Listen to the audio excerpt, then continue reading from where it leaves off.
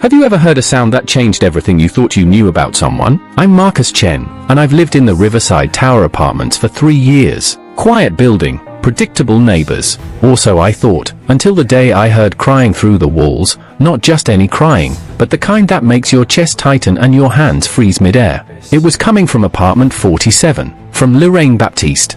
Lorraine had lived next door to me for 18 months. We'd exchanged maybe 50 words total, polite nods in the hallway, brief good mornings by the mailboxes. She was always put together, sharp blazers, perfectly styled locks, a leather briefcase that screamed corporate success. She left at 7:15 a.m. sharp. Returned at 7:30 p.m. like clockwork. I assumed she had it all figured out. Isn't that what we all do? We see the surface and write the whole story. That Tuesday evening shattered my assumptions completely. The crying started around 8 p.m. Not dramatic sobbing from a movie, this was raw, exhausted, the sound of someone who'd been holding it together for far too long. Through our shared wall, I could hear her gasping for breath between sobs. I stood in my living room, frozen. Do I knock? Do I mind my business? Then I heard something fall. Glass breaking. I knocked. Lorraine? You okay in there? Silence. Then footsteps. The door opened just a crack, security chain still attached. One eye peered through, red, swollen, makeup smeared. I'm fine. Her voice was hoarse. You don't sound fine. Marcus, I appreciate the concern, but when's the last time you ate something? She blinked. That simple question seemed to crack something open. Thank you, Marcus. I don't remember. 20 minutes later, we were sitting in my apartment. I'd made her tea and heated up leftover Chinese food. She sat curled on my couch, hands wrapped around the mug like it was anchoring her to reality. I got fired today, she finally said. Well, not fired. Let go due to restructuring. Same thing. I'm sorry. How long were you there? 7 years. She laughed bitterly. 7 years of being the only black woman in senior management. 7 years of being twice as good to get half the recognition. 7 years of code switching, of strategic silence, of picking my battles. And today, they restructured me right out. She stared into her tea. You want to know the worst part? I saw it coming. They brought in Todd 3 months ago, fresh MBA, mediocre ideas, but he plays golf with the VP. I knew. I thought if I worked harder, proved myself one more time. Her voice cracked. I have nothing left to prove and nowhere to prove it. Over the next 2 hours, Lorraine's story unfolded like a map of exhaustion I'd never seen clearly before. The student loan still crushing her 15 years after graduation.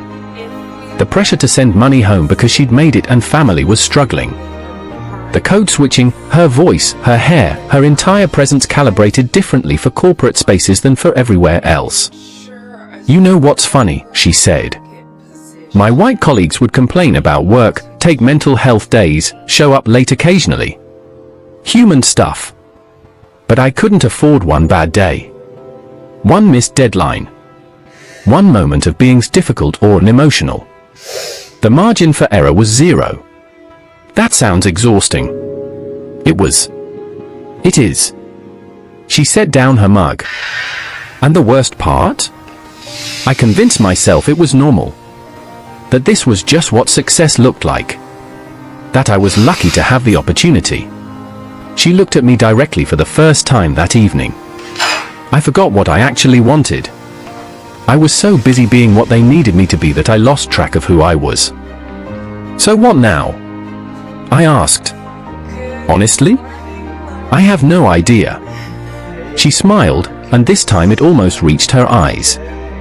For the first time in 7 years, I genuinely have no idea. And that's terrifying. But also... She paused, seeming to discover the words as she spoke them. It's also the first honest thing I've felt in years. We sat in silence for a moment. Outside, the city hummed with its endless motion. "I spent so long trying to be invincible," Lorraine said quietly. "Trying to be the exception, the one who could handle anything. Tonight, breaking down in front of someone? This should feel like failure. But instead, it feels like breathing." "Yeah." She looked surprised. "Exactly like that." That night didn't fix anything.